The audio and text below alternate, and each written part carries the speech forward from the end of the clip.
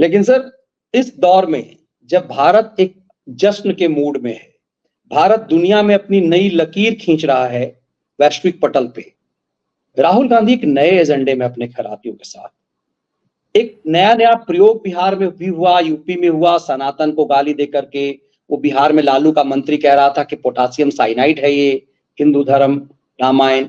ये अखिलेश यादव का चेला जो है वो स्वामी प्रसाद मौर्य कुछ और कह रहा था। दक्षिण में स्टालिन जो है उसका बेटा कुछ और उसका लौंडा कह रहा था। अब तक इन सब के ऊपर कोई ठुकाई कार्रवाई नहीं हुई, लेकिन राहुल गांधी वो जहर की पोटली लेकर लगातार घूम रहा है। अब राहुल अपने खैरातियों के इशारे पर सनातन को एक नया संदेश दे रहे हैं, कायर होने का। हाँ मनीष जी, आज उसने एक चिट्ठी जारी की है। उसने एक चिट्ठी जारी की है अपने ट्विटर हैंडल से, सत्यम शिवम सुंदरम। बड़ी लंबी चौड़ी है, शब्दों की जलेबी, बड़े गरिष्ठ हिंदी में वो लिखी गई है चिट्ठी, ताकि ये लगे किसी विद्वान आदमी लिखे तो पहली नजर में पढ़ने में आ जाएगा कि राहुल गांधी का तो चिट्ठी से कोई लेना देना नहीं। उसने खाली नीचे दस्तखत, यहाँ दर्शक जान ले, इसने मनीष जी ऊपर क्या लिखा है आपने, हाँ, एक हिंदू को अपने अस्तित्व में समस्त बराबर से करुणा और गरिमा समस्त चराचर को करुणा और गरिमा के साथ उदारता पूर्वक आत्मसात करता है, क्योंकि वह जानता है कि जीवन रूपी इस महासागर में हम सब डूब उतर आए। तो प्रोफेसर हो गया सर हिंदी का। हाँ हाँ, वो किसी ने लिख के क्या दिया है बात है। अरे ओ भाई, ये तो प्रोफेसर हो गया भाई साहब हिंदी की अब तो ये। लेकिन मनीष जी इसने उसके बाद ये जो खर्रा लिखा है पूरा, उसमें इसने दो तीन चीजें जो इसकी चिट्ठी का मूल है, जो चिट्ठी का मूल है, जीवन सागर और जीवन यात्रा, दुनिया भर की बातें इसने फिलॉसफी बंद की। लेकिन इसमें दर्शक जान लें कि इसमें तीन चीजें जो बाद में इसमें लिखी है, अंत में कंक्लूड करते हुए उसको समझिए कि इसका उद्देश्य क्या है। एक इसने मनीष जी कहा कि एक हिंदू में अपने भय को गहनता से देखने और उसे स्वीकार करने का साहस होता है। यानी कह रहा कि हिंदू डरपोक और वो डर को स्वीकार कर लेता है, ये भय को स्वीकार कर लेता है। ये एक पॉइंट इसका यह है। दूसरे इसने कहा कि जीवन यात्रा में भय रूपी शत्रु को मित्र में बदलना सीखता है। भय उस पर हावी नहीं हो पाता, वरन घनिष्ठ सखा बनकर उसे आगे की राह दिखाता है। यानी डरकर हिंदू को डिसीजन करता है तो डरकर करता है, ये मूर्ख इस आदमी ये बता रहा है। और तीसरा जो इसका कंक्लूड किया है इसने कि हिंदू का आत्म इतना कमजोर नहीं होता कि वह अपने भय के वश में आकर किसी किस्म के क्रोध, घृणा या प्रतिहिंसा का माध्यम बन जाए। तो ये सीधे सीधे कह रहा कि मतलब किसी पे अटैक ना करो, किसी को मारो नहीं, और भय को स्वीकार लो, भय को अपना दोस्त बना लो, वो भय ही तुमको रास्ता दिखाएगा। ये मनीष जी बड़ी कॉमन सी चीज है कि भयभीत आदमी कभी सही निर्णय नहीं कर पाता। ये मूर्ख बता रहा है कि भय रूपी शत्रु को मित्र में बदलना सीखता है, भय उस पर हावी नहीं हो पाता और घनिष्ठ सखा बनकर उसे आगे की राह दिखाता है। पहली चीज तो ये मनीष जी, हिंदुओं को ज्ञान देने का इसको अधिकार किसने दे दिया? ये इसकी अम्मा ईसाई, इसके बाप पारसी, तो ये हिंदुओं को ज्ञान देने का ठेका इसको किसने दे दिया? ये जालसाजी किस लिए कर रहा है? ये जरा अगर इसको ये ज्ञान और अहिंसा और सत्य और करुणा और मानवता और सेवा कर रहा है तो जाओ जरा ईसाइयों को समझाओ, ये जिनका पूरा इतिहास हत्या और हत्याकांड और नरसंहारों से भरा पड़ा, चाहे वो पोल पोट हो, चाहे वो हिटलर हो, चाहे वो स्टालिन हो, ये सब क्रिश्चियन थे। ये इसको अज्ञान न मालूम हो तो जरा जान ले। या जहां से इसकी अम्मा आई है वो मुसोलिनी, वो तो उसी इटली का था जहां से रोमन कैथोलिक का अड्डा है वेटिकन सिटी।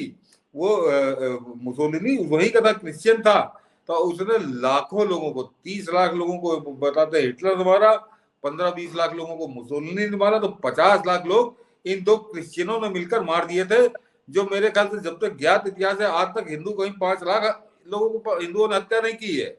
हमारे देश में 7 लाख हिंदुस्तानियों की हत्या अंग्रेजों ने की जो ईसाई थे। तो ये ईसाई इतने क्रूर, इतने हत्यारे, नरसंहारों का जिनका पूरा इतिहास, उनको ज्ञान देने नहीं गया। ये जब गया था ब्रिटेन तो वहां जाके हिंदुओं का गाली बक रहा था। ये बताता कि ये वहां ब्रिटेन में बैठ के कहता कि ईसाई इतने हत्यारे और इतने क्रूर चरित्र के होते हैं जिनका अहिंसा से कोई लेना देना नहीं, तुम लोग अपने आप को सुधारो। ये ब्रिटेन में कहता। ये जाके अपने नानी के घर में वहां ज्ञान देता कि इटली में जो अड्डा है सबसे बड़ा ईसाइयों का, यहाँ पे ईसाइयों को मैं ज्ञान देने आया हूँ कि तुम्हारा इतिहास जो है वो खूना खच्चर से भरा हुआ है, हिंसा से भरा हुआ है, नरसंहारों से भरा हुआ है। जो जो ईसाई थे उनके नाम गिनाता, उनको ज्ञान देता। तो ये हिंदुओं क्या ज्ञान देने चलाया कि भाई को अपना दोस्त बना लो और भाई के वसीभूत होकर उसको दोस्त बना के आगे के फैसले करो। मनीष जी, ये साजिश है, ये साजिश है। ये साजिश इस मोहनदास करमचंद गांधी ने इस देश के साथ की कि अहिंसा, और उसको 70-75 साल तक हिंदुस्तान में वो गाना रटाया गया, स्कूलों में पढ़ाया गया कि दे दी हमें आजादी बिना खड्ग बिना ढाल, और साबरमती के संत तूने कर दिया कमाल। अगर साबरमती का संत बिना खड्ग बिना ढाल के कमाल कर रहा था, तो चंद्रशेखर आजाद और भगत सिंह और राम प्रसाद बिस्मिल, अशफाक उल्ला खान, राजेंद्र नाथ लाहिड़ी, ये क्या सब्जी बेच रहे थे? ये क्या कर रहे थे? ये जिन हरामजादों ने लिखा है कि ये साबरमती के संत तूने कर दिया कमाल, दे दी हमें आजादी बिना खड्ग बिना ढाल, उनको जरा जवाब देना चाहिए कि चंद्रशेखर आजाद, भगत सिंह जो 21-21, 22-22 साल की उम्र में फांसी के फंदे में झूल गए, खुदीराम बोस जो 16-17 साल की उम्र में फांसी के फंदे में झूल गया, वो क्या कर रहे थे? उनका क्या योगदान था इस देश में? 7 लाख आदमी मनीष जी 1857 से 1947 तक खत्म हुआ है। लेकिन उस गांधी ने समझाया कि ये बिना अहिंसा से मिल गई। और उसके बाद इन दलालों ने, कांग्रेसी दलालों और कम्युनिस्टों दलालों ने ये बताया कि गांधी ने आजादी दिला दी, चरखा काट के आजादी दिला दी। जरा चरखा काट के आजादी लेते समझ में आता। वो गांधी तो पूरे एजेंडे पे था कि अभी अंग्रेज यहाँ 100-200 साल और राज करें, ताकि ये चंद्रशेखर आजाद और भगत सिंह जैसे लोग, इनको डिस्करेज करना, इनको खत्म करना। वो गांधी लाठी और चरखा बताता, लाठी और चरखे से नहीं। भगत सिंह और चंद्रशेखर आजाद की गोलियों से डर के भागे हैं। नेताजी सुभाष चंद्र बोस वो क्या थे? जिन्होंने पूरी फौज बना के अंग्रेजों को धूल चटा दी मणिपुर के बॉर्डर पे। तो वो उनका कोई योगदान नहीं है, उनका कोई योगदान नहीं। ये खाली खड़ा को बिना ढाल वाले, आधी धोती पहनने वाले का कमाल है। तो एक जानबूझ के साजिश की गई थी, और उस साजिश को अब राहुल गांधी दोबारा हिंदुओं को क्योंकि अब भारत के तेवर जो है मनीष जी, वो दुनिया को जरा डरा रहे हैं। और खासकर जो हमारे अगल बगल के दुश्मन है, वो तो थर्रा रहे इससे। जो अभी घटनाक्रमों को पहले जिक्र किया, तो ये संदेश देना चाह रहा है कि नहीं हम लोग ऐसा ना करें, हम लोग डरे रहे और डरकर सीधे सीधे के भाई को दोस्त बना के आगे भविष्य की योजना बनाओ। हम डरे रहे और डर कर फिर कोई योजना बनाए। जैसे डरकर मनमोहन सिंह ने एक योजना बनाई थी कि 26/11 हमले के बाद हम पाकिस्तान पे हमला नहीं करेंगे क्योंकि मुसलमान नाराज हो जाएंगे। तो खुलकर आ चुका। तो ये इसी तरह से कह रहा है कि नरेंद्र मोदी की सरकार उसी तरह से डरकर पाकिस्तान पे हमला करने की योजना न बनाए। पाकिस्तान मारे तो मार खाते रहो। ये साजिश के तहत बड़ा हिंदुत्व का लेके आया है। और मनीष जी किस मूर्ख ने ये पाठ पढ़ा दिया इस हिंदुस्तान को, खासकर वो मोहनदास करमचंद गांधी और उसके बाद से लेकर कम्युनिस्टों कांग्रेसियों ने। मनीष जी, हमारा कोई ऐसा देवी देवता नहीं है, एक भी देवी देवता ऐसा नहीं है जिसके हाथ में जिसके हाथ में शस्त्र ना हो। भगवान श्री कृष्ण चक्र, भगवान राम धनुष, हनुमान जी गदा, शंकर जी त्रिशूल, सबके हाथ में। दुर्गा जी की बात करिए तो 10-10 शस्त्र है उनके हाथ में। तो हमारे यहाँ तो अहिंसा से कोई लेने देना नहीं था। हमारे यहाँ शत्रुओं को वध, और किस तरह से वध है उसका भी बड़ा विस्तार से वर्णन है। चाहे रावण को मारा गया हो, चाहे महिषासुर को वध हो, चाहे महिषासुर को, चाहे कंस को। और तो ये सब लोग पागल थे जो इनकी पूजा करते हैं। तो ये हमारे हिंदू धर्म में ये कोई सिद्धांत ही नहीं था। इन धूर्तों ने, कांग्रेसी धूर्तों ने अहिंसा ऐसा बताया। अहिंसा का मतलब महाभारत के भगवान श्री कृष्ण को क्या कहोगे? पूजा करना छोड़ दो उनकी। या भगवान राम को जिन्होंने समुद्र पार करके जाके रावण का संहार किया, लाखों राक्षस उसके साथ उनको मौत के घाट उतार दिया, उनको क्या कहोगे? तो ये जो सामने चमकता हुआ सूरज है उसको कह रहे नहीं, चांद निकला हुआ है। और इस देश में 70 साल तक ये पढ़ाया गया कि जो दिन में सूरज चमक रहा है, इसको सूरज नहीं, इसको चांद को दिन को रात बताते रहे। और मनीष जी, इस समय मैं कोट भूल गया हूँ, जिस समय मदन लाल ढींगरा ने लंदन में मारा था उसको, वो कर्नल वाइजली था नाम था शायद। तो उस समय भी गांधी ने बड़ी उसकी आलोचना की थी। तो यही सावरकर ने जवाब दिया था कि हमको तुम अहिंसा मत समझाओ। हम छत्रपति शिवाजी, राणा प्रताप उनके वंशज हैं, रानी लक्ष्मीबाई के वंशज हैं। हम ये हाथ जोड़ के विश्वास हम नहीं करते, हम शत्रु को जवाब देना जानते हैं। तो ये था हमारा। इसीलिए इनको सावरकर से आग लगती, क्योंकि सावरकर सच बोल देते थे, जिससे इनका एजेंडा खत्म हो जाता है। गांधी बताता था कि कोई एक झापड़ मारे तो दूसरा गाल आगे कर दो, काय आगे कर दो, जन्ना के झापड़ मारो उसके, दोबारा उसकी हिम्मत ना हो। जिंदगी भर मार खाते रहो, ये बता गए थे मोहनदास करमचंद गांधी, और अब ये राहुल गांधी बता रहा कि भाई को अपना दोस्त बना लो। तो एक सोची समझी कांग्रेसी साजिश है, ताकि ये आप अपने जो शत्रु है उनको मारिए मत, सीधे सीधे ये है।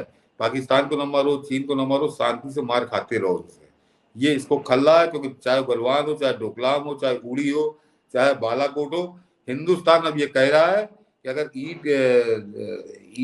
ईट का जवाब पत्थर से नहीं, ईट का जवाब हम पत्थरों से देंगे, बमों से देंगे, पत्थरों से भी नहीं, बिल्कुल बमों सर, से जिस देंगे। समय में हिंदुस्तान दुनिया को ये कह रहा है कि हम ईंट का जवाब पत्थरों से नहीं बमों से देंगे, ऐसे समय में अब राहुल गांधी जी जाते जाते जरा ये बता दीजिए कि गांधी जयंती की पूर्व संध्या पर जानबूझ के षड्यंत्र से क्या गांधी को भी नग्न करने की कोशिश की कि हम और आप गांधी के चरित्र पे भी चर्चा कर दें? बिल्कुल मनीष जी, बिल्कुल। ये लोग जब ये कुकर्म करते हैं, तो जिस मोहनदास करमचंद गांधी की हम लोग चर्चा नहीं करते कभी, उसको ले आते हैं, उनकी करतूतें बिल्कुल उस पर चर्चा होती है। और इसीलिए इनको आज तक डर लगता है, जब भी कभी कोई पिक्चर या नाटक होता है गोपाल गोडसे का, तो हमेशा उसमें प्रतिबंध लगाने की बात करते। क्यों डर लगता है गोडसे से? गोडसे ने गांधी को मारा, गोडसे को उम्र कैद की सजा हो गई, गोडसे को अपने घर में थोड़ी रखे, लेकिन गांधी क्यों मारा? ये गोडसे के पूरे दस्तावेजी बयान दर्ज हैं अदालत में, लेकिन वो सार्वजनिक करने से, उस पर चर्चा करने से डरते हैं। ये अभिव्यक्ति स्वतंत्रता के ठेकेदार, एक बार जरा खुले मंच पर आकर बैठो, बात हो जाएगी। क्यों मारा उसने, गलत मारा सही मारा, ये हिंदुस्तान फैसला कर लेगा। जब उसकी बात करो तो कहते गोडसे भक्त, तो गोडसे का विरोधी होने कोई मतलब ही नहीं है।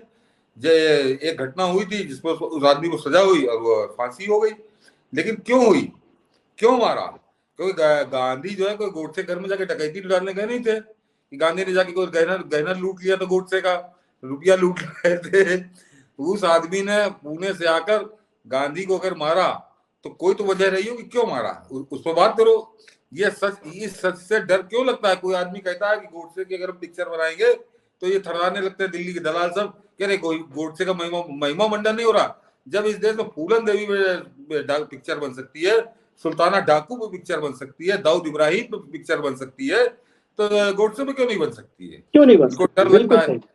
इनको डर लगता है कि फिर वो मोहनदास करमचंद गांधी जिनको बाप बना दिया इस देश का, फिर बहुत कुछ उसमें आ जाएगा सामने। बिल्कुल सर। लेकिन जाते जाते दो लाइन में सर, ये लोग कह रहे हैं कि क्या राहुल गांधी इस तरह की उल जुलूल हरकतें खैरातियों के इशारे पे करता है कि चर्चा में बने रहे, क्योंकि और तो कुछ है नहीं? क्योंकि मैं देख रहा हूं लगातार खलिया खैराती अपने यूट्यूब चैनल पे, उनके थंबनेल से लगता है कोई दिखा रहा है कि योग राहुल से डर रहे हैं मोदी। मतलब कमाल की बात ये है कि इस स्तर तक की मूर्खता से ये माहौल बना रहे हैं। क्या जानबूझ करके षड्यंत्र ये हो रहा है कि राहुल गांधी से डराने की कोशिश की जा रही है, राहुल गांधी के को लेकर के?